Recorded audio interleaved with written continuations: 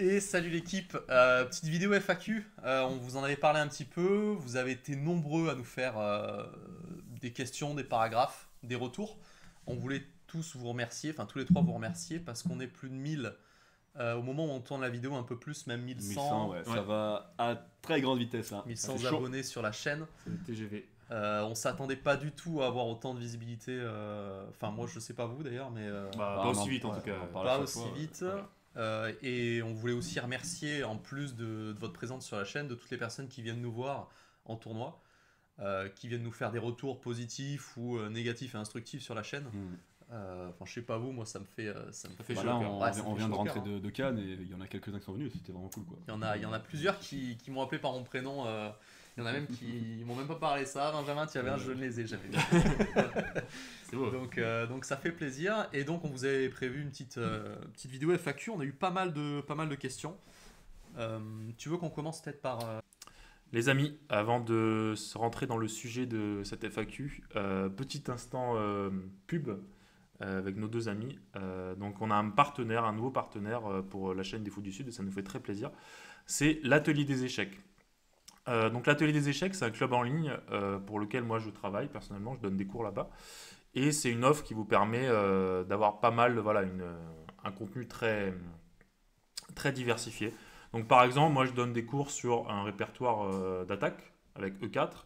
Donc il y a notamment le Mora de Gabriel, il y a sur la Caro-Cagne, il y a le Gambit Belgrade, donc il y a plein de choses. Mais vous avez aussi une offre, pas que évidemment sur les ouvertures. Donc par exemple, Cyrielle Montpeur fait généralement sur les finales. Vous allez avoir le jeu positionnel avec Pierre Barbeau, un autre maître international très, très fort et très expérimenté. Et voilà, il y en a pour tous les niveaux. Il y a des choses un peu plus pour les débutants, pour des trucs tactiques un peu plus basiques. Donc l'accès au club, vous allez potentiellement, donc, soit vous allez réserver votre truc à la demande, soit vous allez prendre un accès complet au trimestre. Et grâce au code promo, vous aurez moins 10% là-dessus. Et voilà, donc vous allez avoir accès à des lives, où pendant les lives, vous pourrez interagir avec moi lors du cours, avec moi ou les autres professeurs. Et après, vous aurez un accès à cet espace formation où vous aurez tout le replay, toutes les idées qui seront bien présentées comme ça. Vous allez avoir également, pour certains des cours, des PDF, pour ceux qui préfèrent le papier, pour avoir un peu des exercices, des thèmes présentés, etc. Vous allez avoir des live analyses de parties, c'est-à-dire que nous, on a un format de groupe WhatsApp où on va pouvoir interagir avec les élèves et après, ils vont nous envoyer les parties pour certains lives. Comme ça, on va faire des analyses de parties sur les ouvertures travaillées en live. Donc voilà, bon, l'offre, je pense, est très très honnête. Vous allez avoir accès à entre 5 et 6 heures par semaine sur tout un trimestre pour, je crois, 95 euros. Donc vous enlevez encore une fois 10% avec notre code, les fous 10. Et donc voilà. Donc moi déjà, voilà, on vous présente ça parce que personnellement, c'est un projet que je travaille maintenant pour Alex, qui est très sympa. Toi, tu avais rencontré Alex aussi depuis plus d'un an et que je trouve qu'il y a un très bon, voilà, qu'il y a un très bon projet. Et en plus, ça peut nous permettre au Fou du Sud, grâce à ce partenariat, de générer un peu de revenus. Donc si vous voulez nous soutenir et avoir un endroit où progresser, je pense que l'atelier des échecs est fait pour vous. Alors pour l'instant, Ben et Gabriel ne donnent pas de cours là-bas, mais peut-être que dans le futur, ça se fera éventuellement. Parce surtout que voilà, Ben et Gabriel ont aussi pas mal d'expérience dans l'enseignement. Mais voilà, donc n'hésitez pas à rejoindre, je mettrai le lien dans la description avec le code promo. Et vous pouvez poser vos questions en commentaire si vous avez besoin de plus de renseignements sur ça. En tout cas, voilà, merci à vous d'être resté jusque-là et je vous relance tout de suite sur la suite de la FAQ. Salut. Qui lâche la question la plus importante. Délicat, Sébastien. Depuis quand est-ce qu'on se connaît? Je vous laisse commencer peut-être. Je vais enlever mon pull qui fait complètement briller la catastrophe, les amis. Vas-y, écoute, Allez-y, mets-toi à nu. Hein. Alors du coup, depuis quand on se connaît tous les deux? Chacun nos relations tous les trois. Ouais. Nous deux, je pense que je peux répondre. On s'est rencontrés en fait au Tournoi de Cannes. Tournoi de Cannes, on s'est rencontrés. La toute première fois, ouais. c'était au tournoi de Cannes, mais quelle année alors? 2019, non? Ouais, je crois 2019 ou 2020, on était parti avec 2020 plutôt peut-être. Hein. Chris et José. Alors, Chris, C'est José, encore pire.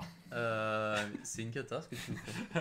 Il y a des- C'est pas grave. Et bon, reste comme ça. On est tous venus directement, par le temps. Alors, il y avait Chris, il y avait José, il y avait Sam Midou. Ouais. J'oublie quelqu'un, non? Non, je crois que Non, c'est tout, hein. c'était ça. Et donc, on s'est rencontrés pour le tournoi de Cannes, qui est un tournoi que moi, j'essaye de faire un peu tous les ans. Donc, ça fait quoi? Ça fait 5 ans à peu près. Hein. On Ouais. se connaît tous les deux. Ça va vite. Et Gabriel, quand est-ce que je l'ai rencontré? Franchement, je sais plus. J'aurais dit après. Waouh, ok, bah super, moi c'était un des Euh, plus beaux jours de ma vie, mais bon.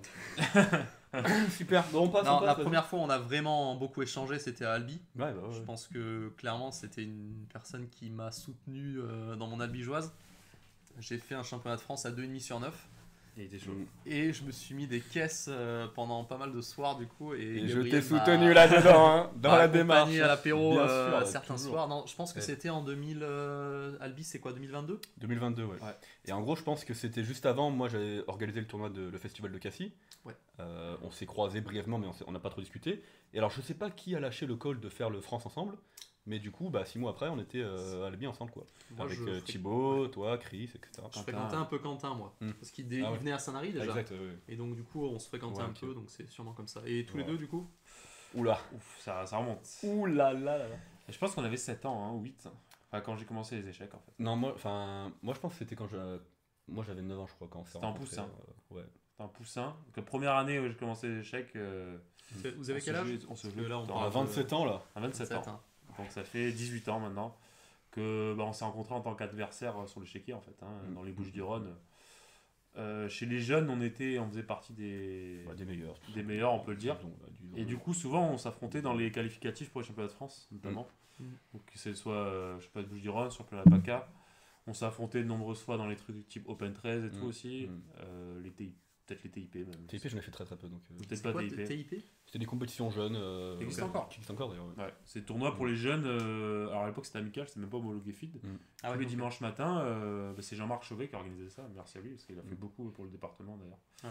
Et tous les dimanches matins, d'aller jouer 5 parties rapides, voilà, Ok. pour d'autres joueurs, c'était très bien, ça te permettait Non, ça a l'air sympa ça. de jouer des parties. Ok. Donc voilà, c'est là qu'on s'est rencontrés. Après, on n'a jamais été grands potes jusqu'à, on va dire, récemment, Ouais, hier. jusqu'à 2-3 ans peut-être. Voilà. Non, puis en plus, toi, quand t'es parti étudier, t'as arrêté, enfin, t'as pas arrêté les échecs, mais tu joues un peu moins, on se Je voyait jouais moins en quasi compétition, plus, quoi. ouais. On se voyait moins en compétition à ce moment-là. Ouais. Et ouais, on s'est revus récemment, ouais. Ça fait plaisir. C'est de vrai, revoir à les ton anciens. retour de voyage, je sais plus quand c'était ça, mais en gros c'est là qu'on a commencé à se Ouais, voir. ouais. Bah, on s'est revus du coup à Albi, mais Ouais. pareil, c'était pas non plus. Voilà. Ouais, puis Albi c'était Ouais. particulier parce que toi t'étais un peu plus focus, nous on était un peu plus. C'était une beuverie, nous. C'était une beuverie sans fin. C'était un peu bon. Bon, Ouais. voilà, en tout cas on se connaît depuis très longtemps avec Gabriel et on a souvent une rivalité quand on était jeunes. Je me faisais tout le temps défoncer. Et après, comme vous l'avez vu, la courbe s'est inversée. C'était vraiment le GOAT quand j'avais genre 10 ans. Et c'est tout. Fin de carrière. Ok. Il nous dit autre chose le Bastien là du coup? Ouais, il nous dit plein de choses. Il nous dit pourquoi on joue pas dans le même club. Bah, Ah. je vais répondre. Parce que votre club. Non, allez-y. Non, mais pourquoi on joue pas dans le même club? Bah, on a tous un peu notre club de cœur. Ouais. Moi, Déjà, on Cassis, n'habite pas à côté, hein. Déjà, on n'habite pas du tout à côté. Moi, je suis de Marseille. Je suis au club de Cassis. Toi, t'es. Je suis à Halo maintenant, j'étais à Vitrolles Halo. avant, donc j'étais au club de Vitrolles, mais maintenant Toi, je suis à Halo. t'es Sanary. Moi je suis. Ouais, Sanary. Et Sanary c'est quand même à 1 heure de chez vous. Ouais. Ouais, à 1 heure, Ouais, j'abuse vous. peut-être un peu, mais. Pas très Ouais. loin. Ouais, pas- non, pas toi loin. j'abuse 0. Ouais. Toi je sais pas, mais un peu moins, mais voilà, Ouais, mais c'est, après- on n'habite pas à côté. Et puis, bon, il y a ce truc où on a chacun pris des chemins différents. Moi, j'ai pas trop joué jeune en Mhm. fait, aux échecs. J'ai commencé à 24 ans. Ouais. Donc, en fait, j'en ai 28 là. Donc, en fait, 28, bientôt 29 là. Très On bien. sort cette vidéo, Je allez! pense qu'on sera posté, t'auras 29. Ouais. Let's go. Donc, puis bon, on est chacun attaché à un club pour Ah, des bien sûr, raisons ouais. personnelles. En fait, moi, par un entraîneur que je connais depuis que je suis petit. Et le club a fait beaucoup de choses pour moi. Je pense que vous, c'est pareil pour. Bah, moi, je travaille carrément au club d'Halo, donc c'est compliqué Oui, voilà, de, bon, déjà. de dire voilà, j'entraîne les jeunes depuis des années là-bas maintenant. Je travaille pour eux, je joue pour eux, donc Puis Gabriel entraînait aussi les jeunes. Ouais, j'ai entraîné Cassis pendant 7 ans. J'ai arrêté cette année. ouais. Je suis au club avec Quentin. Quentin, c'est la famille. Je suis le parrain de sa fille. On se connaît depuis que j'ai 8-9 ans, tu vois. Donc, Ouais. voilà, évidemment, je risque pas de quitter Cassis tout de suite. Mais peut-être un de ces quatre. Peut-être un projet de Un faire projet de un faire un club club ensemble plus à un moment. Hein, Un club c'est présentiel, pas- on va créer notre club, Ouais. le Les Fous du Sud Club. Les fous, Bien, les sera fous. 3. Les fous. C'est bien. Pas plus. Pas On non aura un plus. forfait en régional à chaque fois. Mais bien. Alors, qu'est-ce qu'on a d'autre? Ah, mais il en a envoyé des questions, Bastien. Il nous demande, très rapidement, ça change de sujet, est-ce que vous avez des parties que vous considérez comme vos immortelles? Alors, les parties immortelles, c'est la partie de référence d'un joueur qu'on va considérer comme la partie la plus folle qu'il ait jouée, d'un point de vue esthétique et puis du résultat, forcément. Est-ce que vous avez des parties de ce calibre, mesdames et messieurs? C'est compliqué. Hein. Thibaut, toi, tu les comptes sur la dizaine, sans doute. Non. Non, en fait, ça dépend si tu parles du résultat ou juste de la beauté pure de la partie. Bah, il faut que ce soit une victoire quand même, je pense, une immortelle. Ouais, mais Enfin, après, il y a l'immortel. il y a le résultat en mode t'as battu un très fort joueur ou il y a Ouais. juste t'as fait une belle partie. Je pense que c'est plutôt une belle partie. Belle partie. Moi, C'est une- soldé avec une victoire, s'il vous plaît. Une qui m'a fait le plus plaisir, c'était une en rapide où j'avais placé, tu sais, sur le Mora, Mhm. j'avais placé le piège où tu fais. T'en as joué une en plus. Le KD 5 avec. Le KD 5, fou G5 ok. et le Dame H5 échec à la fin. Ah, tu l'as. Ah oui, ah, Ouais. celui-là, oui. Donc ça, j'étais Ok. content de la placer. Donc Mhm. bah, après, je sais pas, une immortelle, tu vois, c'est un truc Mhm. que je connaissais, mais sinon. Mais après, je crois qu'il y a une autre question qui parle de nos plus grands exploits ou je sais pas Ouais, quoi. Donc on en reparlera. Mais juste après, mais. Ouais. point de vue purement Ouais. échec-1, j'ai rien tout de suite qui me vient en tête. Ouais, toi, non. pas Bon, moi, spécialement. c'est compliqué. J'ai pas un niveau énorme. Donc, en fait, s'il y a une partie qui devrait être immortelle, c'est vraiment parce que le mec en face. Si, avant la vidéo, tu m'as parlé d'une partie que tu montrais au club et tout. Oui, il y a une partie dont je suis très Ah fier. bah voilà, bah, c'est ça. Ouais, Voilà, ok. Bah, une partie contre un de tes adversaires de cette année, hein, Valentin. Mhm. Ouais, il y a une partie que j'aime beaucoup sur une française avec une petite variante, fou des droits. Et effectivement, ça a mis un peu plus de 20 coups et c'était. Enfin, j'ai compris en fait la partie du début jusqu'à la fin. J'ai pas l'impression d'avoir raté grand chose. Ouais. Et ça se finit un peu de façon agressive ou ça mate à la fin. Et bon, Ça sacrifie un max, quoi. ça sacrifie un max à la fin. Ce qui est bizarre pour moi, hein. Pas se mentir. Donc voilà, tu veux que je reprenne le relais là, avec ceux qui sont en dessous de la FAQ là ou il il y en une a, question il y en de a Bastien, d'autres? je crois. Oh, il y en a encore plein de bastions. Ouais, il va falloir enchaîner peut-être. Attends, mais j'ai répondu à la question, moi Oui. Ah non, toi non. Non, toi non. On a répondu, mais toi non. Est-ce qu'il y a une immortelle Ouais, je pense que j'ai fait une partie à Grasse en 2020 qui restera dans ma mémoire pour toujours, bien sûr, parce que j'ai quand même mis 20 coups à un joueur à 2450 dans une partie purement dans mon style, sacrifier toutes les pièces. Et l'ordi approuve en plus, donc ça m'a régalé. Je pense qu'il y aura forcément une partie qu'on montrera comme ça sur la chaîne chacun. On va faire un petit hors-série. Ouais. Et puis à l'inverse aussi, il y a eu des parties où c'était une masterclass, un début d'immortel, et on les a gâchés. Ça, je pense que ça arrive aussi très souvent. Et je pense que ça aussi, ça pourra faire l'objet de vidéos, parce que là, j'en ai quelques-unes qui sont sympas aussi. Alors, tu veux qu'on finisse avec Bastien quand même ou... Ouais. J'embrasse tout le monde. Je suis désolé Bon, pour très ça. rapidement, parce que voilà, ça c'est peut-être moins intéressant pour les gens. On est des joueurs de League of Legends. Voilà, un jeu vidéo Prends ce sur là pour Internet. Donc voilà, il nous dit ça fait les malins devant l'échiquier. Bon, ça va là. Mais dans la faille, ça donne quoi? Alors, rapidement, notre pic dans la carrière League of Legends, Benjamin, qu'est-ce que tu peux nous dire? Plat 4. Non, arrêtez quand même. C'est vrai? Non, Ouais, je pense que j'ai pas dépassé le plat 3 ou le plat 4. Ouais. Ok. Thibaut? Diamant 4 du coup. Diamant 3 Piquello ici. Ouais. Saison peut-être 5 je pense. À l'ancienne, hein, on parle vraiment des Ouais, bons ça fait vieux un- temps du jeu. Et puis voilà, on va pas s'éterniser là-dessus, personne connaît League of Legends sur la chaîne de toute façon. Donc on s'en fout. Et rapidement, il nous clash un peu sur le Instagram, on fout rien dessus.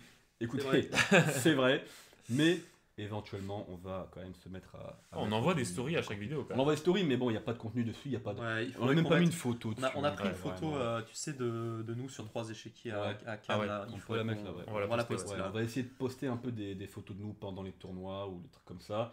Et puis voilà, on va. Petit on réel va- peut-être, des petits shorts. Des petits... Ouais, bien sûr, ça va venir On a du éventuellement. travail, mais il faut le Là, faire. c'est juste que pour l'instant, on est. J'ai pas le terme gentil. Overbooké. Non. Non. On fait Over pas feignant. grand chose. On fait pas grand chose sur la chaîne. Over feignant, Mais over- voilà, au niveau des plateformes, des réseaux sociaux, Instagram, etc., on va essayer de s'activer un petit peu. Ouais. Prochainement, on ne vous promet rien parce qu'on est vraiment des patates. C'est tout pour les questions de Bastien. Vas-y, C'est on déjà va- pas mal, hein? on va Ouais, enchaîner c'est pas un mal. peu Vas-y. pour pas que ce soit trop long pour les gens.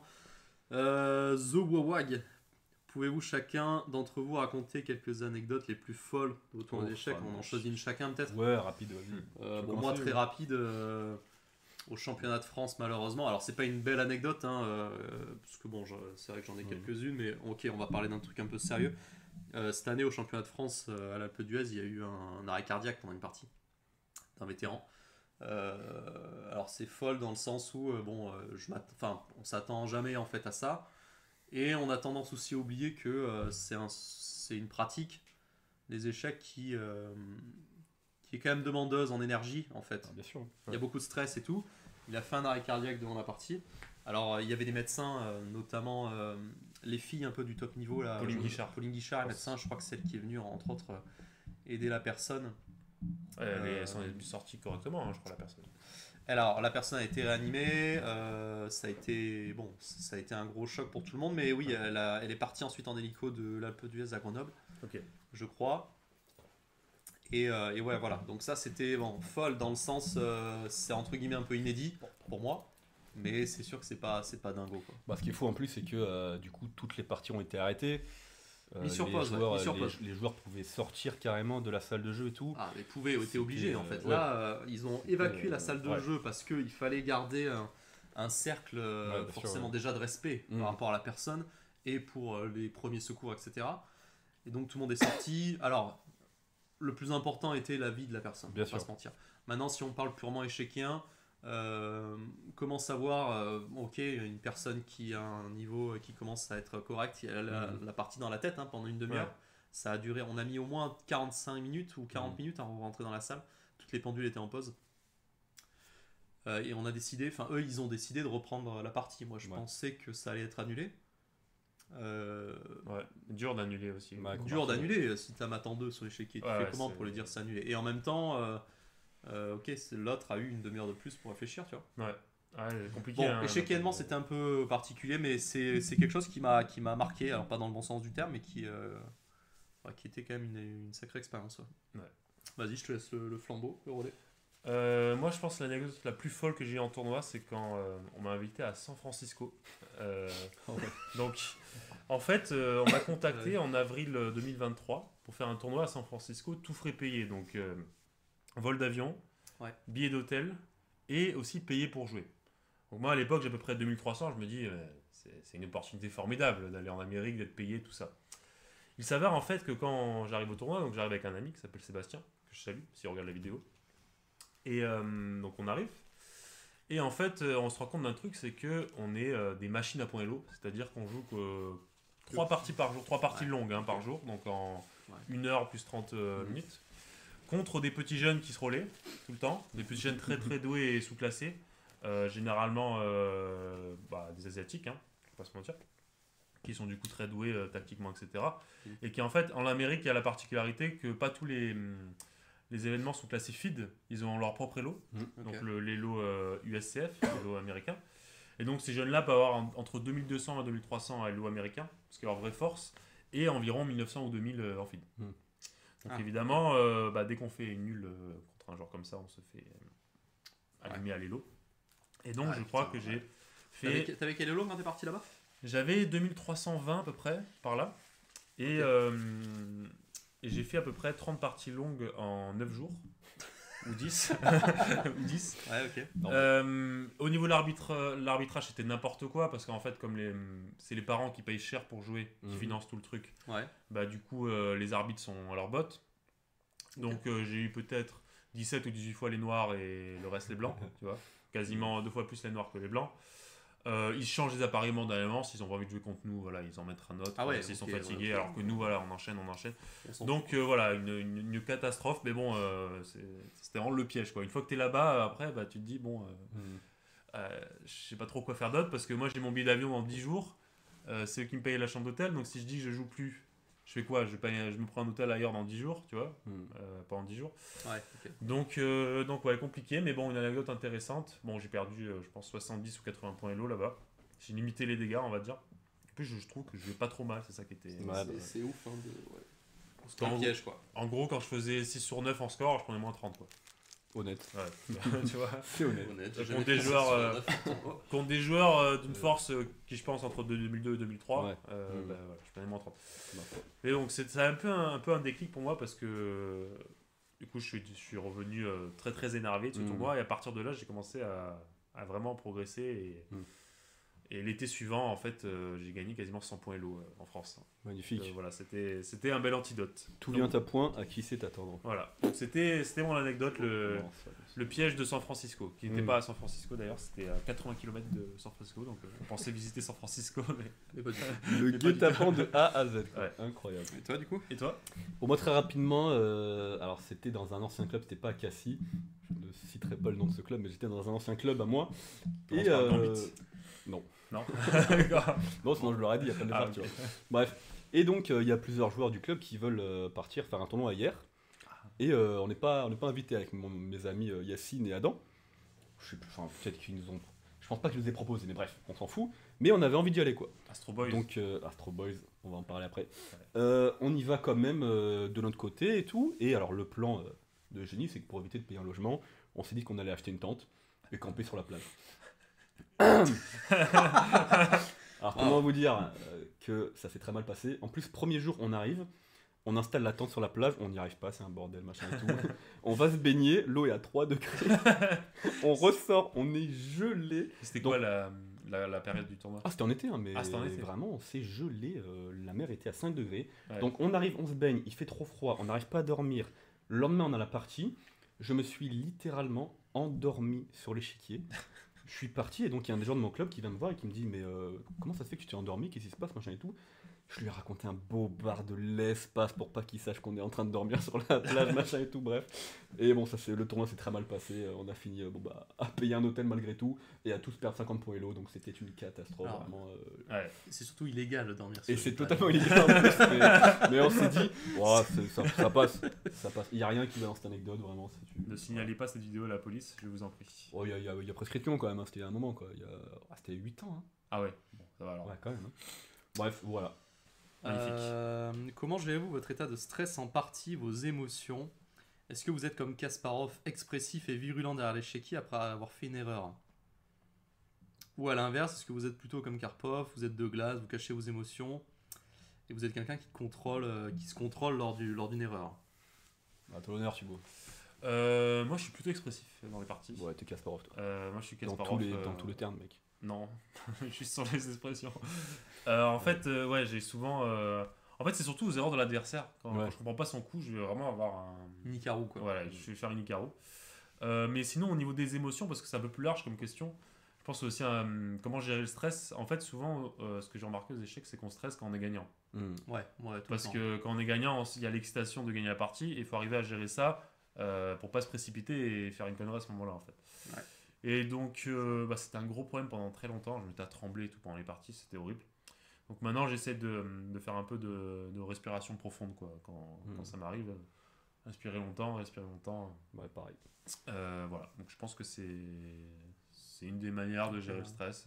Après, voilà, si vous êtes trop stressé par la partie, se lever de temps en temps, prendre un peu l'air, ça aide. fait toujours du bien, je pense. Pas à l'excès, mais c'est plutôt pas mal. Voilà. Bah comme tu l'as dit, hein, moi pour gérer le stress, tout ça, je vais plutôt faire de la respiration, me lever, prendre l'air, me mettre 2-3 claques s'il faut pour essayer de me poser, me parler un peu, tout ça. Et par contre, au niveau de la gestion des émotions, je reste de glace du début à la fin. Ouais. Et une fois que la partie est terminée, Ouais, c'est une dinguerie. je me casse tout. Après, mais Devant Gabriel a pris une l'échiquier, défaite, je c'est suis, dur à gérer. Hein. Devant l'échiquier, je suis quand même. Ouais. Je suis- Bon, c'est bon, on peut discuter tranquille avec les viewers ou... On discute. Je suis très respectueux devant l'échiquier, mais une fois que la partie est terminée, si ça s'est mal passé, ne me parlez pas. Vraiment, laissez-moi loin, je casse tout, mes os, et après je reviens tranquillement avec le sourire, bien sûr. Ou une bière, ça dépend, ou les deux. Mais dans la partie, ça va, je suis assez poker face et tout, ça Ouais. va. Ouais. Mais une fois que c'est terminé, ça craque. Et toi? Moi, je pense que j'étais très stressé quand j'ai repris. Tu le voyais, même à mon body language, j'étais très courbaturé En fait, des épaules et tout. T'es comme ça des fois quand t'es stressé. Ouais. T'es vraiment avancé. Je Ça suis se voit à la posture. je suis vraiment avancé, machin et tout. Après, bon, j'ai eu des emmerdes un peu en perso avec des diplômes, des trucs comme ça et tout. Et en fait, tu te rends compte, à force de jouer, que c'est que des échecs, en fait. Ouais. Enfin, dans la partie, tu t'en rends pas compte parce que tu as l'impression que tu joues ta vie, mais en fait, 2 jours après, ok, t'as perdu une partie. Enfin, Ouais, tu vois, Ouais. c'est un truc qu'il faut jouer pour, je pense, le ressentir. Et ma vie dépend pas de mes résultats aux échecs. Ouais. Donc du coup, ça va beaucoup mieux. Et je pense que le stress est beaucoup moins présent. Enfin, tu vois, le dernier tournoi qu'on a fait à Cannes, Il y avait un peu de stress forcément, Mhm. mais moi, beaucoup moins, quoi. Ouais. Et pourtant, il y a eu des galères à gérer. Hein. On en reparlera. Voiture. Ouais. Euh, Ouais, donc je pense qu'on a répondu à la question. Ouais, ça, je vais passer un peu vite. Ça, on a répondu. Suis-je le seul qui regarde plus de vidéos qu'il ne joue par peur de perdre? Bon. Bonne question, ça. Oui. T'es pas le seul. Non, t'es pas le seul. Non, t'es pas le seul et surtout, c'est un.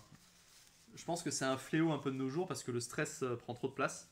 Ouais. Et il y a beaucoup de joueurs qui arrêtent le jeu, même s'ils aiment le jeu, parce que ils prennent plus de peur. Enfin, plus de. Pas de La peur, peur de mais- perdre est plus importante que l'envie de gagner, de C'est faire ça. de bien Et jouer. puis, et puis le somme de la défaite prend Ouais, plus ouais. de place que Ouais. Que la satisfaction de la victoire. Souvent, Et en fait, c'est la terrible. satisfaction de la victoire, elle est. Alors, à moins que t'aies fait une grosse performance, mais Mhm. c'est plutôt neutre en fait comme émotion. C'est Ouais. genre, t'as Ouais, fait le c'est- boulot, tu vois. Très courte durée, hein. T'as gagné, t'es oui, en content de fait. serrer la main et dès que c'est fini, y a pas Ouais. rien. Quoi. Ouais, bah, tu peux être content pendant 1 heure ou 2, mais. Mais aussi, tout ça, ça a été un peu. Je trouve que de nos jours, dans notre époque, il y a de plus en plus cette culture du résultat à tout Ouais. prix. Mhm. Et ça se voit d'ailleurs avec les gosses très tôt, Ouais. qui sont vachement pressurisés soit par leurs parents, soit par certains entraîneurs. Et je Ouais. trouve ça un peu dommage parce que du coup, on perd un peu l'essence du jeu qui est de Plaisir, s'amuser avant tout, quoi, même si forcément, quand on fait de la compétition, nous les premiers, hein, on est très compétitifs, on va pas se mentir, mais il faut arriver Ah oui, beaucoup, mais bon. à cerner l'essence du jeu et se rappeler que c'est un jeu, quoi. Ouais. Voilà, donc ça c'est sûr que voilà, hein, si t'as envie de jouer, amuse-toi en fait, hein, on s'en fiche. Puis ce qui est bien aux échecs, c'est qu'on a une marge de progression infinie en fait, donc Oui, puis en fait. gagné ou perdu, tu apprendras quelque chose. On est surtout bridé parce que si tu joues pas, tu progresseras pas en fait. Ouais. Enfin, il y a Si- ce truc aussi. Si où- t'as envie de progresser, il faut jouer. Regardez. Alors, on va faire de la pub sur notre chaîne elle est très bien, mais c'est juste regarder nos vidéos, ça va pas te faire progresser. Il faut que tu joues aux échecs avant tout. Bah, ça pour peut t'aider, progresser. mais oui, ça fera pas tout. Ça peut être un appui sur ta pratique, quoi. Ouais, Mais t'es obligé d'avoir comme tout, quelque hein, chose à côté. Quoi. comme toutes les ressources en fait. Ah bah non, mais la pratique c'est le numéro 1 dans tout le domaine, hein, je pense. Ouais. Je veux dire, hein. Tu peux être un théoricien de la boxe, savoir comment machin et tout, si tu vas pas. Ouais. tu Mais vas aux pas échecs, taper, c'est pareil. Tu peux apprendre des ouvertures pendant des heures et des heures. Si t'es jamais mis en pression en condition de partie, tu vas pas tenir le jour où ça va arriver, quoi. Bah, moi, quand j'étais petit, c'est comme ça que j'ai progressé. Hein. J'avais pas spécialement de coach et tout. Juste, je jouais 4 heures par jour le mercredi au club, 4 heures le vendredi, après j'allais en compète, quoi. Ouais, mais c'est. Et C'est puis, ce qu'il faut faire, hein. bien sûr, quand on commence, la première année, tu te fais casser la gueule par tout le monde. Ouais. Et c'est comme ça qu'on progresse. Hein. Et puis après, quand tu Ouais, commences ouais. à gagner, ça devient mieux, c'est sûr. Mais bon, faut passer par là, quoi. Ouais. Pas le choix. T'avais l'air de te marrer là. Non, parce que j'avais pas lu toutes les questions. Je vais rapidement répondre à celle-ci. Question pour Ben. Est-ce que tu passes tous tes samedis soirs en soirée? Oui. Non. Bah, Avant, bien sûr que oui. Maintenant, bien sûr que non. Et oui. Beaucoup plus sérieux maintenant. Ça depuis, s'agit avec l'âge. Depuis quelques années et surtout depuis que je suis installé avec ma copine. oui, bon, c'est juste que des fois c'est le vendredi. des fois, c'est le dimanche. Gabriel, body count? C'est ça la question. C'est une blague. C'est une blague. Bah, réponds. 407. La France veut savoir. Qu'est-ce qui vous a fait commencer à jouer aux échecs? Ouf. Et quand est-ce que vous avez commencé à jouer? Bon, ça, je pense qu'on est vite passé. Bon, depuis quand on joue? Vous depuis petit, moi depuis mes 24 ans, donc depuis 5 Ouais. ans. Qu'est-ce qui vous a fait commencer de jouer? Bon, je sais pas, moi, c'est un peu l'histoire classique. Je me suis cassé le bras ou je sais plus, je pouvais plus aller à l'école Classique. pendant un temps. Non, mais en gros, tu peux pas aller à l'école pendant un temps, t'es bloqué et ton daron, il sait pas quoi faire. Ok. Et il trouve un jeu d'échecs, il te dit bah, on va jouer à ça parce que de toute façon on s'emmerde, on sait pas quoi faire. Quoi. Ah ouais. Et il m'apprend les règles et puis ensuite j'ai bien kiffé, il m'a mis dans un club. Vraiment c'est le père qui, enfin je sais pas si c'est classique mais C'est assez classique, ouais. souvent c'est le père qui, Mm. ou le père ou la mère, je dis n'importe quoi mais qui Un apprend, parent, je sais quoi. pas, vous je pense que c'est Mm. peut-être pareil non, je sais pas. Moi pas du tout. Moi c'est pas du tout classique. Moi c'est Super. quelqu'un qui m'a appris les règles, mais c'est pas de ma famille. Et ça m'a tellement plu qu'après ma mère elle m'a acheté un échiquier électronique Ok. où tu joues tout seul là. Hmm. Et alors elle me voyait pendant des heures faire ça dans ma chambre. Donc au bout d'un moment, bon, tu vois, j'avais 6, 7, 8 ans, elle s'est dit Ouais. bon ok, je vais Ouais. l'emmener dans un club. Et, Il faut c'est parti de canaliser là. quoi, il faut canaliser. Mais moi ce qui est assez surprenant c'est que c'est moi qui ai appris à mon père à jouer aux échecs. Ah ouais d'accord. Tu vois, ok. c'est pour ça que c'est marrant que tu dises l'histoire juste avant parce que Ouais. c'est l'inverse. Toi, c'est l'inverse. Hein. J'ai appris les règles à quasiment toute ma famille en fait à jouer aux échecs. Ok. Voilà. Et toi? Bah moi aussi un peu dans le même délire. Alors bon, pour la petite histoire, c'est pas. Moi j'ai découvert les échecs grâce à Harry Potter 1, le film. Ah ouais. Hein, quand Ouais. je les ai vus jouer aux échecs sorciers, je me suis dit mais Ah, C'est je l'avais aussi. incroyable, Ça va c'est être pareil. incroyable. Tu l'avais le jeu? Non, je l'avais pas malheureusement. Je l'avais eu à Noël, je crois. J'ai juste vu le film, je me suis dit mais c'est trop bien, il parle pour bouger les pièces. La dame elle arrive, elle éclate le pion comme ça, c'est incroyable. Mon père il me dit bah regarde, il y a un club à 500 mètres, on y va. Bon bah fallait bouger les pièces et personne s'entretuer, c'était voilà, moins drôle. mais j'ai rencontré des gens qui m'ont donné la passion du jeu. Et du coup bah moi c'est pareil, mon père savait pas jouer je crois. Ou alors peut-être qu'il connaissait les règles vite fait, mais du coup il a appris au club où j'ai joué aussi. Et bah, après j'ai appris à ma soeur, à ma mère et tout, voilà. Bon personne m'a suivi dans cette folle aventure. Bien joué à vous. mais ouais. Voilà, c'est pas les parents qui ont appris moi. C'est Harry Potter. Merci Harry. Thibaut, est-ce que les échecs sont ton activité principale dans la vie ou pas du tout? Alors maintenant, oui. Alors, moi, il faut savoir que j'ai fait des études assez longues, parce que je savais pas trop quoi faire. J'ai Ok. fait un master, enfin, j'ai fait plusieurs trucs, mais en gros, j'ai fini sur un master informatique statistique. Et j'ai fait, On n'arrive pas à gérer OBS. Ah, c'est bien. voilà, ouais, on est chaud en informatique. Et j'ai fait 3 mois dans un stage avec vraiment une ambiance déplorable. Bon, je vais pas faire des insultes non plus, on sait jamais. Ouais. Mais avec vraiment une ambiance déplorable, et je me suis dit en fait, mais jamais je vais faire ça de ma vie, sinon je vais me jeter d'un pont avant mes 30 ans. Ok. Donc bah, je me suis dit en fait, j'ai envie de faire ce qui me passionne, je vais me lancer dans les échecs. Donc j'ai fait une année sabbatique où juste j'ai joué des tournois. Donc je remercie mon père parce qu'il m'a emmené un peu partout. Je suis allé en Italie, en Espagne, j'ai joué voilà, une année de tournoi. Ça s'est passé moyennement bien, mais j'ai kiffé, j'ai pu jouer plein de parties, etc. Je me suis rendu compte que c'est vraiment ça qui me plaisait, donc après bah, je suis allé entraîner au club d'Allo. J'ai demandé à Pierre et du coup il m'a un peu introduit dans le truc. J'ai Sous entraîné au son aile un club. peu. Et... Ouais, entraîné au club, je suis un peu entraîné dans les écoles. Et les cours particuliers, quelque chose que je faisais depuis un moment déjà. Et donc maintenant, oui, c'est mon activité principale, mais malheureusement, j'ai envie de dire pas en tant que joueur. J'aimerais bien être joueur professionnel, mais avec mon niveau de nos jours, il n'y a pas du tout assez de moyens pour gagner juste en tant que joueur purement. Ouais. Donc c'est surtout par le coaching que j'aime beaucoup aussi, hein, attention, mais voilà, donc c'est mon activité principale, maintenant je vis de ça. Et pour compléter une question qui vient juste après, à partir de quand et comment as-tu réussi à construire ta carrière professionnelle dans les échecs? Donc juste à partir de quand finalement, parce que le reste je pense que tu as grosso modo répondu. Bah, Tu as commencé à quel âge de vraiment te Bah, dire, en vrai, je dirais que vraiment, j'ai lancé, que ce soit vraiment mon métier, en septembre 2023. Ok. Quand j'ai emménagé à Allo, en fait, pour D'accord. travailler au club. Ok. Donc, mais après, ça a toujours été un truc, même pour payer mes études, etc., je donnais des cours particuliers déjà, ça fait longtemps. Mais Ouais. quand j'ai vraiment fait ça, juste purement ça, c'était à partir de septembre 2023, Ok. donc 1 an et demi, 2 ans. Maintenant. Ok. Bon, et nous, les gens nous ont bien ciblés hein, pour Gabriel et Benjamin. Est-ce que vous avez une activité professionnelle à côté des échecs? Non. Et si oui, comment arrivez-vous à tout cumuler? Comment vous organisez-vous? Vas-y, je te laisse répondre parce que toi tu bosses un peu quand même de temps en temps, ça t'arrive. Moi, j'ai un diplôme de kinésithérapeute. Donc, alors moi, j'ai travaillé dans un centre de rééducation en tant que kiné pour les personnes qui ont des affections neurologiques ou qui ont été amputées. Travail assez lourd.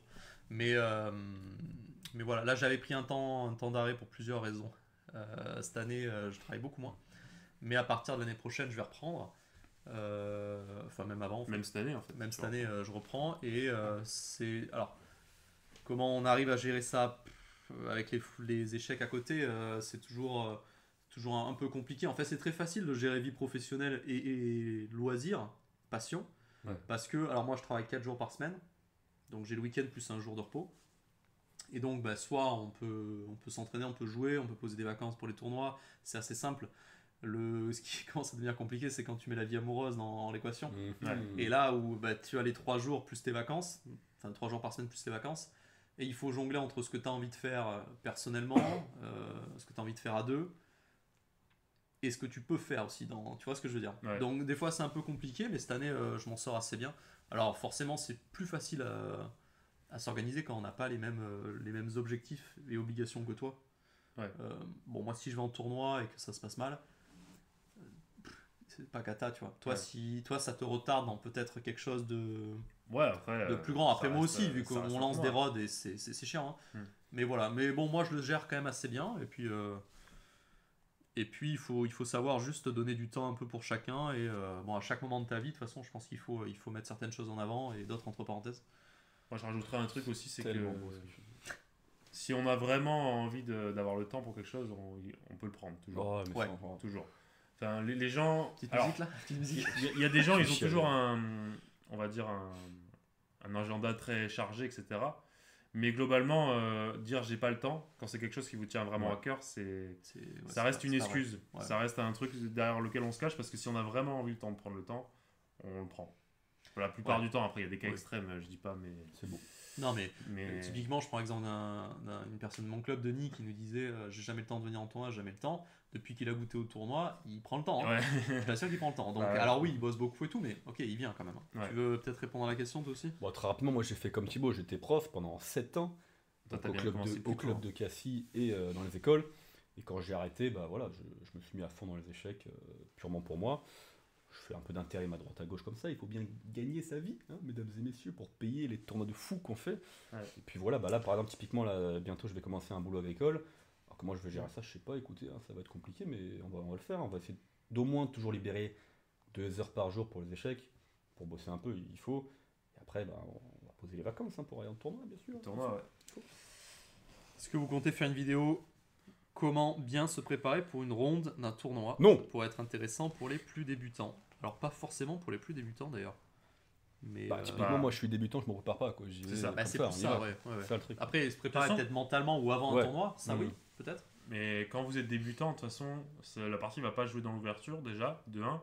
Et de 2, en général, quand vous êtes débutant, vous allez jouer contre d'autres joueurs, soit débutants, soit peu expérimentés. Et vous n'aurez pas d'informations pour vous préparer. Donc, Ouais. si on parle de la préparation des ouvertures, ce ne sera pas pour les plus débutants. Mais par contre, pour les plus novices avec l'outil, quand on commence à avoir un certain niveau, ouais, on pourra peut-être faire une On vidéo peut faire Ouais, tuto. ça ça, sera même, fait, même carrément. une sorte de 15 minutes instant, comment bien aborder un tournoi ou comment Carrément. bien aborder une ronde. Comment donc, bien se préparer, Mhm. clairement, je pense que Ouais, ouais, c'est vrai. c'est important. Hein. Ouais, Avec chess base ou avec autre chose d'ailleurs. Et puis on peut aborder brièvement la préparation physique et mentale avant les matchs. Ouais. bien sûr. Ouais, Ça se fait en 15 minutes. Pour- sans pompe. Pour commémorer le cap des 1000 abonnés, allez-vous faire une vidéo de chessboxing?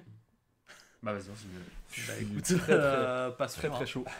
Très très chaud. Bah, bof. Pour les 10 000. Mais Pour les 10 après, 000. voilà, si... Pour les 10 000, Pour les on 10 fait un 000, match chessboxing. Gabriel Benjamin chessboxing. En fait, ça dépend Bon, si ouais. la fédération française de chessboxing veut nous sponsoriser.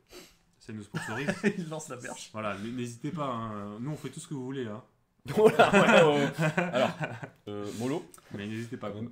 Qui s'occupe de la partie technique, montage, etc. Qui fait les miniatures? Elles sont bien bossées et très réussies. Ah. Réussies. Alors, la partie technique, au niveau des montages, si c'est pas trop dur, en général, je m'en occupe. Si c'est genre juste Ouais. ajouter un vlog à une vidéo, Mm. au début, c'est moi. Si c'est un peu plus technique, qu'il y a plusieurs cuts à faire, etc., en général, c'est Fiona, qu'on salue, Mm. que vous avez déjà vu sur la chaîne dans les 15 000 skills. skills.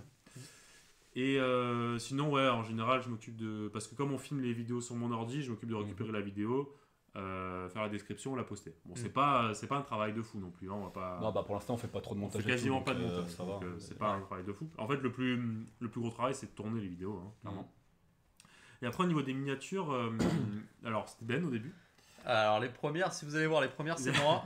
Vous avez vu normalement une différence Il y a une- à partir d'un certain moment. Il y a eu une transition parce que les premières miniatures étaient un peu éclatées au sol, même si moi je prenais. Non, c'est- c'est ça, pas correct. ça me faisait beaucoup rire de les faire. non, mais c'était Avoir bien. des hein. photos de moi comme ça.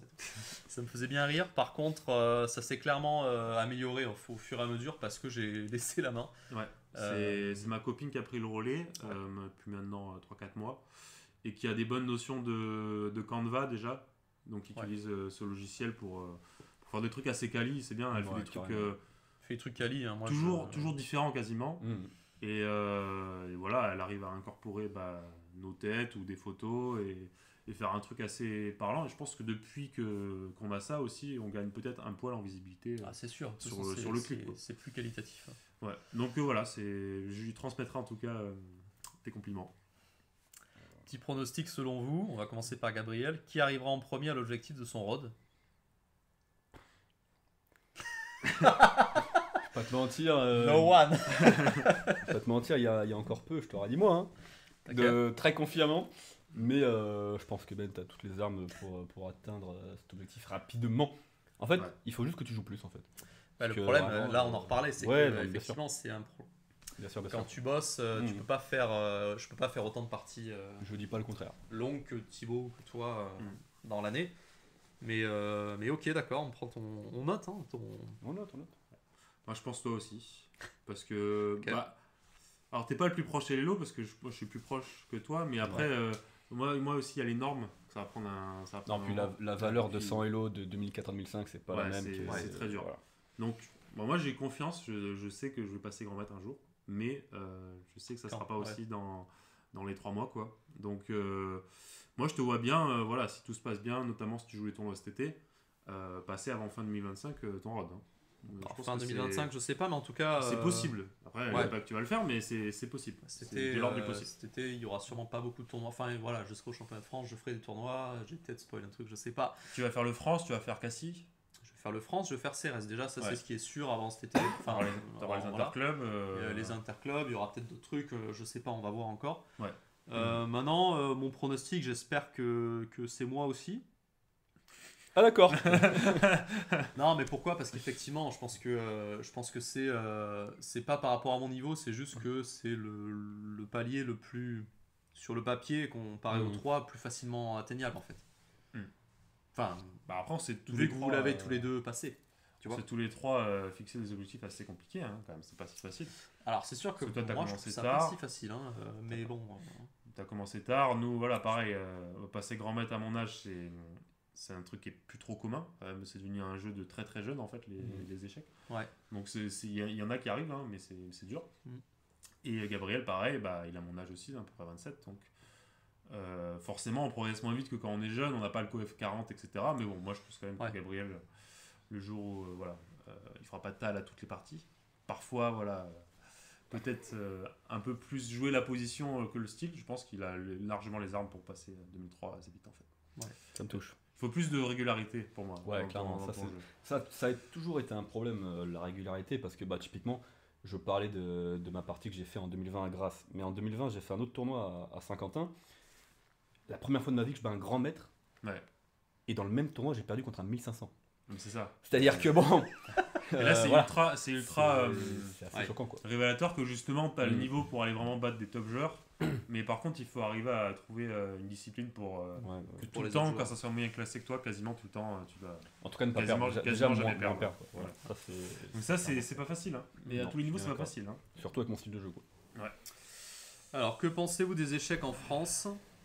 C'est devenu populaire ou pas selon vous? Et enfin, votre avis sur le YouTube game du jeu d'échecs français, Joachim Muhammad, Julien Song, Stream, etc.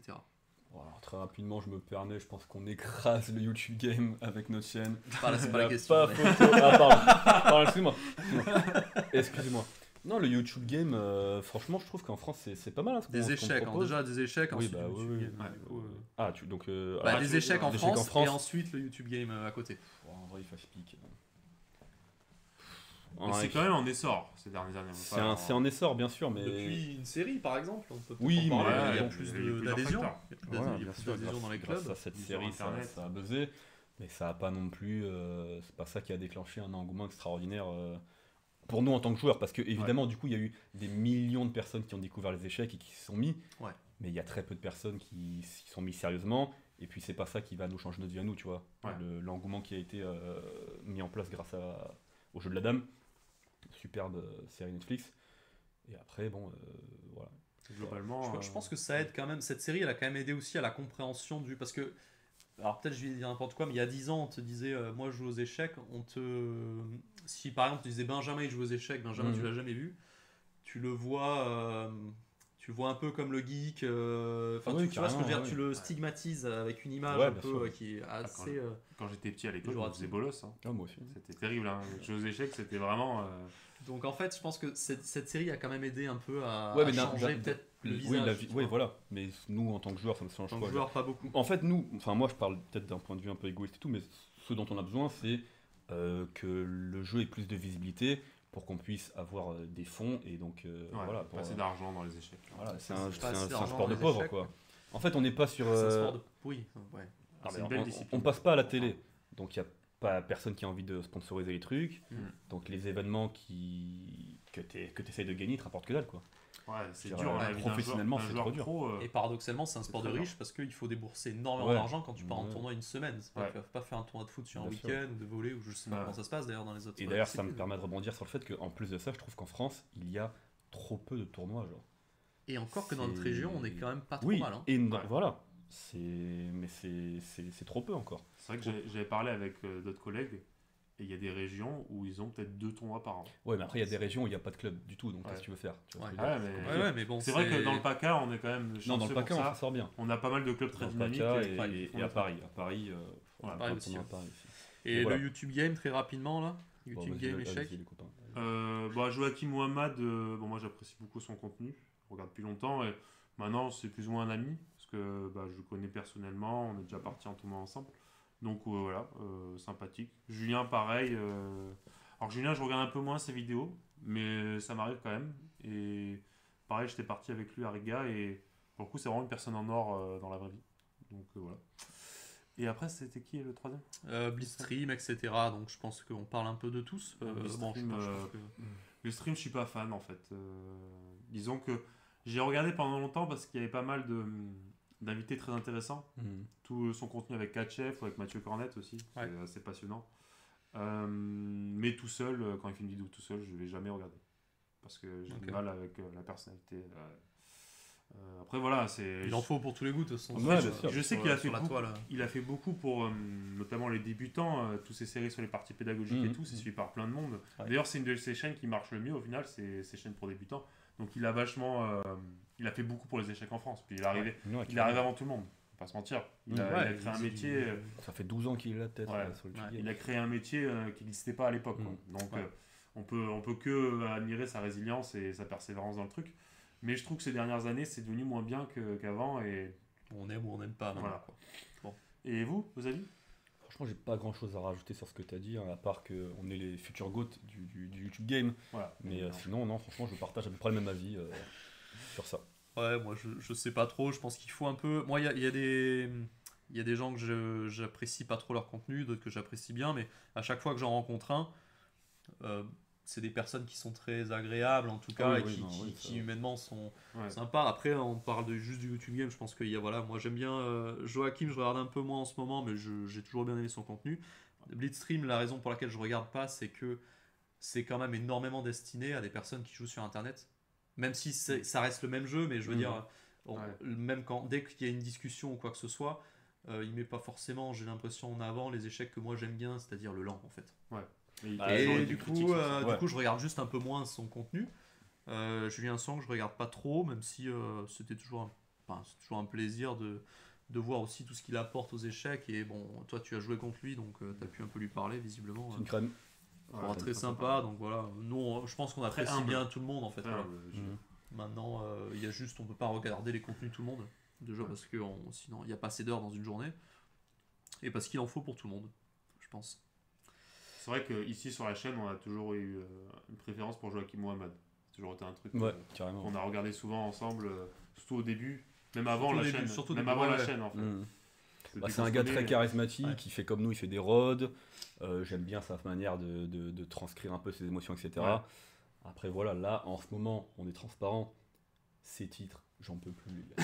Je n'en peux plus, ces titres. C'est bon, voilà. Ouais. Sinon, Ouais, c'est un peu. Après, c'est la méthode du YouTube. Non, on mais va dire, ouais, je comprends, mais oui, bon. c'est sûr que voilà. ça en gêne plus d'un, hein, de toute façon. C'est sûr. Question spécifique échec, je pense que c'est Thibaut qui va répondre. Un Najdorf à niveau amateur, bonne idée, ou mieux vaut-il commencer par une note sicilienne? Alors, Il n'y déjà, a si- qu'une bonne réponse, Thibaut. Il n'y a qu'une bonne réponse. Je te laisse. Déjà, niveau amateur, si tu entends vraiment niveau amateur, parce que c'est vaste hein, comme terme, niveau amateur. Mais si c'est amateur, genre t'as 1000, 1200 sur chess.com, tu devrais même pas t'occuper en fait des ouvertures. À ce stade-là, tu devrais juste apprendre les principes d'ouverture, sortir tes pièces. Et il y a beaucoup de choses à apprendre avant les ouvertures. Ouais. Ça, c'est un problème de nos jours, comme il y a plein de ressources en ligne et plein de trucs, parce que les ouvertures, c'est ce qui vend le plus, parce qu'on se dit, c'est ce qu'on a le plus de chances d'appliquer rapidement dans une partie. Mhm. Mais en fait, pour être un bon joueur d'échecs, même si tu recraches ton ouverture, ça sert à rien après. Parce que même dès que tu vas jouer par toi-même, tu vas faire n'importe quoi. Donc la Najdorf, c'est une ouverture assez complexe. Donc je pense pas que ça corresponde à des joueurs trop amateurs. D'une part, et d'autre part, voilà, il n'y a pas besoin d'apprendre des ouvertures. En plus, la Najdorf, Au c'est troisième énormément... coup, on n'est même pas obligé d'entrer dans une Najdorf. Non, mais c'est énormément, c'est énormément de théorie. Si tu devais conseiller une sicilienne à niveau amateur, qu'est-ce que tu conseilles? Honnêtement, une sicilienne pour commencer serait le dragon accéléré. Pour moi. C'est la plus simple, parce que le dragon classique, attaque Yougoslave et tout, c'est quand même pas facile à comprendre les idées noires. Vraiment accéléré, je pense que c'est la plus simple. D'ailleurs, j'ai eu pas mal de poussins quand je jouais au top jeune. Leur entraîneur leur apprenait ça parce que c'est pas mal. Et entre deux poussins, c'est assez sympa. Ouais. Mais sinon, non, en fait, à niveau amateur, jouez au 4-5. Mettez vos pions au centre et je vais sortir une partie. Franchement, c'est mieux. Ou expérimente, quoi, mais te dis pas, oh là là, faut que j'apprenne une ouverture, quoi. Ah ouais. On s'en fout. Alors pour tous, on va commencer par Gabriel. Quelle est votre routine et fréquence d'entraînement? Est-ce que vous êtes chaud de faire un tournoi en arborant une belle moustache? Bon, Ça, on met c'est ça de vraiment une côté. question annexe, mais Ma routine d'entraînement. ouais, peut-être quand même. Routine d'entraînement, alors là, bon, du coup, de manière générale, ça va être un peu de stratégie, donc que ce soit avec des vidéos YouTube sur des parties de grand maître, etc. Ou là, j'ai acheté un livre récemment. Ensuite, du calcul, donc voilà, avec Lichess notamment. Tu fais ça tous les jours? Non, je ne suis pas très assidu, c'est ça Non, le c'est là, je pense que c'est problème. aussi la question. Ben, je te le dis. Objectivement, là actuellement, ce que je fais vraiment bien, c'est voilà, stratégie, tactique. Et vu que j'ai changé de répertoire récemment, j'essaie de réviser tous les jours un peu des variantes. Mais le problème, c'est que voilà, je ne suis pas très assidu. Et ça manque d'études des finales. Ça manque depuis 20 ans. Mais je n'aime vraiment pas ça, quoi. Donc voilà. Objectivement, si je voulais vraiment faire un truc parfait, ce serait réviser un peu mes ouvertures tous les jours, faire du calcul de la stratégie et des finales. Les trois avec un bouquin. Ouais. Et on serait bien, quoi. Mais bon, le plus important, je pense, là pour moi, c'est le calcul. Donc j'essaie d'en faire tous les jours, même si ça me rebute. Mais voilà, j'en fais du calcul. Mais c'est dur, J'en peux plus. Vas-y, je t'en prie. je Tu veux commence. que je commence? Parce que, bon, moi, Ouais, c'est- vas-y, commence. Ok, moi étant le plus amateur des trois, je pense que je suis celui qui fait le plus léger, on va pas se mentir. Même si j'ai une bibliothèque impressionnante. Hein, Ah ouais, sans ouais. avancer. J'ai 3 livres chez moi, il en a 88. Je suis choqué. Non, alors moi, ce que j'essaye de faire, et en ce moment, je le fais, on va dire, 3 jours de sur dans la semaine, 4 si je me débrouille bien, c'est de la tactique. Donc c'est un gros puzzle de survie sur Chesscom. Et si je le fais bien, ça me prend au moins 1h30. Ouais. Ça me prend au moins 1h30 parce que c'est, pour ceux qui ne connaissent pas, c'est un enchaînement d'exercices où vous avez que 3 vies, vous avez le droit de vous tromper que 3 fois. Même. 2 fois du coup. 3 fois sur une boîte. Et les exercices sont de plus en plus compliqués. Donc tu vois, mon max c'est 60 en survie, donc ça me prend... Ça te prend un temps. Ça me prend un temps fou quoi. Ouais. Donc je le fais 3 fois de sur dans la semaine. Je fais vraiment quasiment que ça. Alors après j'ai un livre que je feuillette quand même assez régulièrement, Comment mûrir son style, où bon, je pioche un peu à droite à gauche pour travailler un peu la stratégie, la compréhension du jeu. Et un petit peu les ouvertures, j'essaye de les rentrer au fur et à mesure de mon chess base quand j'aurai récupéré mon ordi. Mais voilà, j'en fais pas plus que ça. Là où ça va vraiment s'accentuer, où je vais faire beaucoup plus d'heures de préparation, d'entraînement, c'est avant un tournoi. Ouais. Si j'ai clairement une semaine ou 2 ou 3 où je travaille pas trop, à ce moment-là, je vais un peu me forcer à en faire. Ouais, clairement. La carotte, tout le En monde est comme ça. sortie, et même en sortie de tournoi, tu vois, là on vient de terminer Cannes. Et j'ai bien travaillé, tu vois, en ce début de semaine les échecs. C'est pas dingue, mais j'ai bien travaillé. Et j'espère garder ça, mais j'en fais pas plus, on va pas se mentir. Il y a plein de semaines où je suis pas régulier. Moi j'ai des loisirs à côté qui sont la course à pied par exemple, ça me prend un peu de temps. Voilà, t'as la vie à deux, le truc, le machin. Ouais. Bon, il faut faire des choix aussi, tu vois. Mais aussi, mais ça c'est vrai, donc là, un thème que tu abordes, c'est que effectivement, si vous voulez être régulier dans l'entraînement des échecs, rester motivé, il faut jouer. Parce que si on fait pas de tournoi pendant 6 mois, personne n'aura la motivation de s'entraîner comme un Super Saiyan tous les jours. Ça n'existe pas. Ouais, c'est sûr. Donc il faut jouer régulièrement des tournois et avoir justement un peu, parce que l'humain il est comme ça, hein, il faut un objectif à court terme pour progresser. Et en fait, c'est ça qui va aussi le faire progresser à long terme. Donc moi, au niveau de ma routine, je dirais que pareil, j'ai de la tactique. Alors moi, spécifiquement, ce que je fais, c'est que tous les jours, je fais 3 puzzle rush en 3 minutes et 3 puzzle rush en 5 minutes. C'est un peu pour m'échauffer le cerveau, on va dire. Ok. Donc de la tactique avec temps limité. Donc c'est pareil que toi en survival, sauf que moi, c'est temps limité. Donc en 3 minutes, on va faire le plus de puzzles possible et 2 erreurs maximum autorisées. Ok. Et après, en général, j'enchaîne avec 5 finales sur Chess Tempo. J'essaie un peu de travailler les finales. Okay. Donc, dans les 15 buts skill, normalement, je vous ai montré un peu l'outil Chess Tempo. On peut travailler plein de finales différentes. Donc, j'en fais 5 en général minimum par jour. Okay. Ça me permet de retravailler plein de trucs. Voilà. Et après, j'enchaîne toujours avec des parties Donc moi, ma cadence préférée que je vous conseille, c'est minimum 10 minutes. Ouais. Parce que je trouve que c'est important de pouvoir prendre le temps de la réflexion, au moins dans quelques moments critiques, un peu calculés. Et surtout, c'est important de jouer en ligne pour déjà apprendre des automatismes et surtout tester les ouvertures. Parce que personne n'aime apprendre des ouvertures par cœur, genre ouvrir un livre et tout apprendre par cœur. Personne n'aime faire ça, personne ne fait ça d'ailleurs, à part les mecs vraiment, je sais pas comment ils font, mais ça doit exister, mais ok. Et donc je fais ça, j'essaie d'en faire 3-4 par jour. Et en fait, les ouvertures de nos jours, surtout à mon niveau, c'est quelque chose qui évolue constamment, avec les nouveaux ordi, les nouveaux livres, les nouvelles ressources, machin. Donc à chaque fois que je joue une partie, je vais rentrer la partie dans mon fichier d'ouverture, améliorer, analyser ce que j'ai fait de bien, pas bien, pour que mon fichier s'étoffe au fur et à mesure. Donc c'est comme ça que je vais travailler les ouvertures. Et après, en général, je vais quand même réserver entre 1h30 à 2h de calcul par jour. Ok. Donc là en ce moment je bosse sur le Grand Master préparation de Haggard qui est un exercice très compliqué, donc j'en fais 3 ou 4 quoi.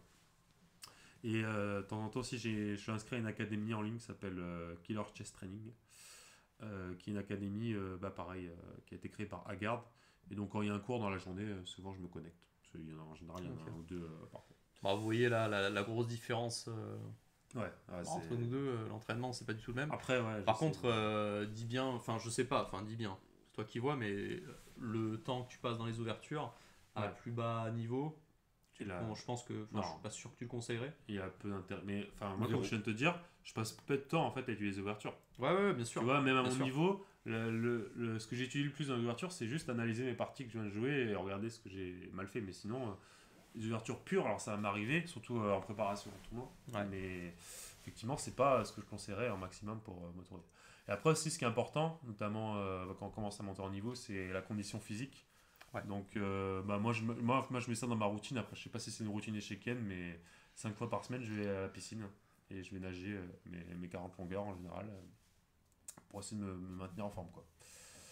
Donc ça devrait, je sais pas, c'est pour les échecs, c'est une routine de vie, c'est quand même. Ouais, mais non, mais c'est vrai que c'est important d'avoir en endurance pour les échecs, parce que les parties ça peut être long, il faut beaucoup d'énergie, et donc c'est important de bien gérer son énergie et d'avoir une condition physique acceptable, quoi. Je vais rapidement répondre à une question pour faire des collabs, etc. Bon, le mec, je vois bien, il a spécifié qu'il était un peu dans un état d'ébriété quand il a mis le. S'il y a vraiment des choses qui sont importantes où vous devez vraiment, je pense que le mail il est disponible, non ? Ouais. On le mettra peut-être au montage là. Peut-être pas au montage, c'est gaspillé, bien sûr que non, il est toujours en description. Voilà, en description, je pense qu'on va le mettre ou le remettre s'il n'y est pas. Je crois qu'on l'a pas mis en... C'est les fous du sud 3@gmail.com, un truc comme ça. Avez-vous toujours vécu dans le sud ? Je pense qu'on peut tout. Le 3 dire oui. Et c'est quoi les ouvertures variantes les plus insupportables et avez-vous déjà changé tout votre répertoire pour éviter une seule ligne ou une seule variante ? Alors oui. Moi personnellement, j'ai arrêté de jouer la slave, semi-slave à cause de la slave d'échange par exemple. Non, j'étais sûr que. Voilà. Du coup, D4, D5, C4, C6. D4, D5, C4. Et là, quand ils prennent en D5, je pleurais. Surtout, comme j'ai mentionné le tournoi à San Francisco, il y a tous les petits jeunes à 2000, ils me regardaient comme ça et ils prenaient en D5. Et donc après, c'était pas facile de gagner parce qu'ils jouaient pas à 2000 mais à 2003. Donc ça, c'est. Franchement, alors que j'adorais la semi-slave, mais c'est une des lignes où j'ai vraiment arrêté de la jouer à cause de. Enfin, c'est la raison principale. Ça et les systèmes avec G3, quoi, que tu connais bien. Oui, moi qui me dérange pas tant que ça. Ouais, toi maintenant tu maîtrises, donc forcément. Mais et vous ? Moi non, j'ai pas assez d'expérience pour. Ah si, j'ai arrêté à vraiment accélérer pour. Parce que le Maroxine casse un peu les pieds, quoi. Ouais, effectivement, faut pas jouer dans le c'est vrai. Parce que. C'est problématique. Ouais, tu sais, j'avais une ligne avec les G4, et bon, bref, ça allait rarement, on va pas se mentir. Ok, donc toi moi j'ai arrêté 4-5 à cause de l'italienne, parce que bon. En fait, ce qui me gonfle avec cette ouverture, c'est que le mec il fait pas grand chose de spécial, mais toi t'as pas grand chose à faire non plus, et puis tu perds et tu sais pas pourquoi. Donc c'est assez frustrant, oui, c'est pas du tout mon style. Mais j'adorais jouer les Espagnols côté blanc, côté noir, donc j'adorais le 4-5, mais les Italiennes ça m'a gonflé. Voilà. Je sais pas combien on est de vidéos, je pense que si tu as encore peut-être quelques questions. On est bientôt à 1 heure après, alors qu'est-ce que j'ai d'intéressant ? Alors celle-là, rapidement on peut en parler, même si on a un peu abordé le sujet. Alors de Robin des Bois, 9-2. 9 de I. 9 de I. Comment est-ce que tu gères ton temps en partie? Je pense que c'est important d'en parler vite fait. Facile pour moi. Bon alors moi, je le gère pas. C'est bien ça le problème. Benjamin, tu le gères pas non plus. Non, mais on va pas se mentir. Cette année, c'était beaucoup mieux pour moi au niveau du temps. C'est très simple. Hein. Quand vous avez un rajout de temps ou vous en avez pas, d'ailleurs, c'est pareil pour moi. 40 coups. Moi, je prends les 40 premiers coups. Si vous avez 1h30, typiquement, je me force au 20e coup d'avoir plus de 45 minutes. Ça, c'est un truc où j'ai réussi à faire ça quasiment à chaque partie de Cannes, sauf une. Et ça marche en fait assez bien parce que les premiers coups, souvent, on les répète par théorie ou par expérience. Et du coup, au moins les 5-6 premiers coups, déjà, ça va très vite. Ensuite, on arrive avant les 45. Et du coup, vous avez 45 minutes pour faire les 20 derniers coups. Et si vous avez 30 secondes de rajout, normalement, vous arrivez au 40e sans trop de soucis. Encore que j'en ai eu un ou deux, mais avec cette technique, moi, j'ai pas trop eu de soucis. Grosso modo, je sais pas toi comment tu fais, mais. Non, c'est une bonne technique, hein. C'est quelque chose que je conseille à pas mal d'élèves. D'ailleurs, c'est peut-être moi qui t'en ai parlé. C'est toi qui m'en as parlé et je l'ai mis en pratique. C'est bien d'avoir des checkpoints. Après, ce qui est bien aussi, si vous voulez vraiment travailler votre gestion du temps, il faut noter. Il faut noter sur votre feuille tous les 5 coups, on va dire, ou même tous les coups si vous avez le courage. Notez votre temps. Et quand vous allez l'analyser, vous allez vous rendre compte. Déjà, si vous analysez quelqu'un plus fort, il va pouvoir vous demander combien de temps vous avez passé sur le coup. C'est très important parce que ça lui permet de savoir si vous gérez bien votre temps, à quoi vous avez réfléchi, etc. Et après, voilà. Donc ça vous permet de gérer ça. Et moi, je dirais qu'il ne faut jamais passer plus d'une fois ou deux par partie 20 minutes sur un coup. Une fois, je pense. Le reste, il ne faut jamais. En fait, pour bien gérer son temps, il faut arriver à identifier ce qu'on appelle les moments critiques. C'est-à-dire les moments où vraiment il va y avoir une décision qui va changer le cours du jeu, que ce soit d'un point de vue tactique, d'un point de vue de la structure de pions, d'un échange de pièces, etc. Donc là, vous allez passer un peu plus de temps. Pour les décisions où juste vous avez plusieurs chemins, mais ça vous a pas l'air très différent, il va falloir souvent suivre son intuition en fait. Et par l'expérience, c'est pas juste utiliser du temps à tout calculer dans le vide. Pas chercher tout le temps, ça c'est un truc que je faisais beaucoup et je t'en ai déjà parlé. Moi aussi. À chaque fois le meilleur coup. Parce qu'en fait, vous pourrez jamais faire que les meilleurs coups jusqu'au bout de la partie. Non, des fois, il faut économiser, jouer un bon coup ou un coup entre guillemets neutre dans une position qui reste à peu près la même, juste pour gagner du temps et pas à chaque fois chercher le plus optimal, le plus parce qu'on n'est pas des ordis. En fait, j'ajouterais même que le meilleur coup c'est le plus simple pour toi. Donc c'est pas toujours le meilleur coup objectif. Tu vois. Donc effectivement, il faut se simplifier la vie aux échecs. Si vous sentez que c'est vraiment trop compliqué, alors il faut pas être feignant non plus, pas calculer, mais si vous sentez que vraiment c'est trop compliqué, vous n'arrivez pas à évaluer, vous n'allez pas aller dans le chaos en général, vous allez plutôt chercher un truc que vous allez comprendre. C'est français le chaos, ça va. Ouais, mais tu l'as dit un peu. Le chaos. Bref. Bon, on finit très rapidement avec deux petites questions. Bon, déjà, Brewen, en légende, qui nous envoie une question. Quelle est votre plus grande fierté échiquienne à chacun? Alors, est-ce que vous en avez une particulière qui vous vient? Vous la connaissez déjà. Moi, j'ai joué que contre un grand maître pour l'instant en partie Nantes. Et c'était une fierté d'être appareillé contre un grand maître, tu vois. Quand j'ai appris les échecs à 24 ans, c'était 2 ans après. Et donc, j'ai joué contre Glenn Fleer, qui est un grand maître anglais. C'était au tournoi de Cassis, d'ailleurs. C'était la première édition, je crois. Donc ça, c'est ma plus... Alors, j'ai fait des bons résultats pour arriver jusque-là, parce que du coup, j'ai fait nul contre Yann, notamment. Quand il avait 2002 et que j'en avais 1006, donc j'étais plutôt content. Mais c'était une fierté de jouer contre un grand maître. Quand c'est la première fois, vous vous rappelez peut-être pas parce que c'était peut-être plus jeune que ça vous est arrivé. Je me rappelle pas. Mais en fait, ça marque parce que normalement, t'es pas appareillé contre ce genre de joueur. Des fois, t'es même dans le B au début. T'es pas dans le A, tu vois. Et du coup, ça, c'était une petite fierté de jouer contre. Alors, j'espère que ça se reproduira et c'est parti pour. Bah oui. Mais c'est, clairement, ça, c'était une fierté. Ok. Et toi? Bon, moi, il y en a, je dirais 2. La première, c'était ma première victoire contre un grand maître. C'était au tournoi de Saint-Quentin, comme je le parlais tout à l'heure. J'ai appelé ma mère et tout, j'étais quasiment là. J'étais trop content, franchement. J'étais trop content. Et sinon, l'autre, c'était mon tout premier championnat de France jeune, à Aix-les-Bains. Je sais pas si tu te rappelles. Ah oui, mon tout premier aussi. Franchement, déjà, c'était une expérience extraordinaire. C'était trop bien. C'est la première fois que j'avais eu un coach. Christine Fleer, que je salue, que j'adore, extraordinaire, humainement et échiquiennement, elle m'a appris plein de choses. Et tout à fait, la femme de Glenn Fleer, tout est lié. Et en plus, alors que à ce moment-là, je ne m'entraînais pas du tout aux échecs, j'étais j'étais une patate. J'ai fait top 20 en France, j'ai fait 16e, mon meilleur résultat de toute ma vie. Donc j'étais très très content. Voilà. Ok, toi? Moi, il y en a deux, je dirais. Déjà, là, récemment sur la chaîne, vous avez vu que j'ai réussi à avoir le titre de maître international. Let's go! Acid Jazz, donc ça, c'est vrai que c'est une grande fierté quand même, même si pour moi, c'est qu'une étape sur l'objectif, parce que je veux vraiment passer grand maître, c'est pas du putaclic, hein, le Road to Gem, on est là pour y arriver. Donc, on essaie de se donner les moyens. Et sinon, mon autre fierté, c'est que j'avais joué et battu Bacro en tournoi rapide. Le grand, ouais. Étienne Bacro à la maison, donc le tournoi rapide de Vitrolles, à l'époque était ma maison et mon club. Okay. Et donc voilà, c'est quelque chose qui m'a marqué. J'avais 15 ou 16 ans à l'époque. Et... Pour ceux qui connaissent pas Étienne Bacro, actuellement il est 26-50, puis c'est un ancien top 10 mondial. Ouais, donc le mec est pas mauvais. 8 fois champion de France. Le mec est pas mauvais. Ouais, bon. Effectivement, c'est vrai. Alors j'avais gagné parce qu'il a voulu forcer la nulle. Enfin, il y avait nul et il a voulu forcer. Et il avait fini par perdre. J'avais fait 2 dames et tout, je me rappelle. Oh le voilà, j'avais fait 2 dames. Mais quand même, ça restait pour moi un résultat assez incroyable à l'époque. Quelle que soit la manière où tu bats un mec comme ça c'est ouf quoi.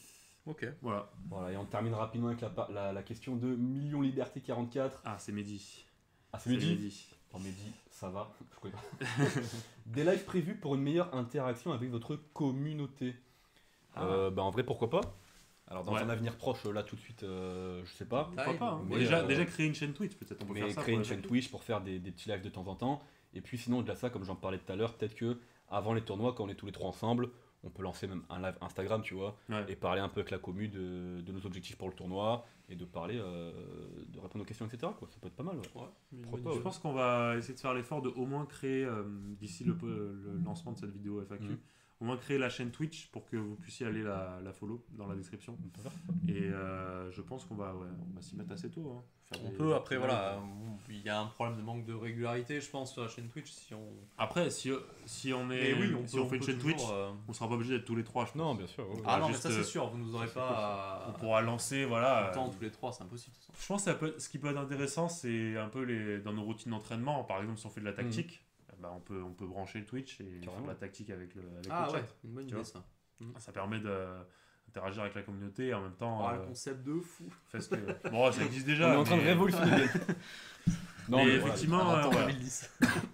on fera quelques lives, je pense. Ouais, avec plaisir, parce qu'on a une communauté vraiment très très sympathique, très fidèle. Et ça nous fait très plaisir. Et encore merci du coup pour les 1000 abonnés. C'est un régal de faire cette aventure avec vous, les amis. J'espère que vous prenez autant de plaisir que moi. Un gros merci. Merci à toutes les personnes qui sont venues. N'hésitez pas à venir nous voir quand vous nous voyez en tournoi et tout. C'est un truc que je pensais pas dire, tu vois ça. Mais en fait, tu vois, j'ai joué un jeune qui à Cannes, qui a capté qui a capté un peu après. Il était revenu me voir. Il osait pas trop au début, tu sais. Et en fait, on est plutôt content d'avoir toutes sortes de retours. Si c'est fait avec délicatesse. Ou du moins juste politesse. Mais avec un peu de respect, mais voilà. N'hésitez pas à venir nous voir, nous on prend tout l'amour que vous nous donnez déjà sur internet et puis en vrai. Et on essaye on va continuer de toute façon les rods et les vidéos et à faire le contenu qui nous plaît déjà. On va essayer que ça soit plus quali. On a envoyé un Road to 2000 avec une lumière d'un jaune. Écoute-moi bien, mon pote. Putain, on a jamais vu ça. La technique, on n'est pas toujours des. On n'est pas toujours bon. C'est souvent dur de se voir à 3. Souvent, on a du retard des fois dans les vidéos parce qu'il faut se voir à 3, les tourner. Ça prend un temps fou. Mais voilà, on va essayer de continuer. Et puis encore merci pour tout. Si vous avez d'autres questions, on peut refaire même des petites sessions FAQ. On va refaire pour les 2000 abos. Abonnez-vous. Pour les 2000, mais même, je pense que si jamais. S'il y a beaucoup de questions, on peut même en faire. Ou faire des petites stories. Occasionnellement. Un petit format, bien sûr. Donc voilà, n'hésitez pas. Et puis, de manière générale, on répond à vos commentaires sur YouTube. Donc si vous avez des questions, quasiment tout le temps. Après, pas toujours dans la journée, mais on répond quasiment à tous les commentaires sur les vidéos. Donc n'hésitez pas à commenter. Si vous avez une question en particulier et qu'on sait y répondre, on va y répondre. Exactement. Donc voilà. Le mot de la fin, Gabriel. Non, surtout pas moi, je fais des outros dégueulasses. Ben, s'il te plaît, conclue cette magnifique musique au montage. Petite musique au montage, on embrasse Fiona. Et puis encore merci pour tout, si vous êtes restés jusqu'ici. Et puis on se retrouve pour les prochaines parties, pour les prochains rods. Et si vous avez d'autres questions, n'hésitez pas à les mettre en commentaire et puis on y répondra dans les prochaines vidéos, dans la prochaine FAQ. Allez, salut. C'était un plaisir les amis. Ciao, Ciao.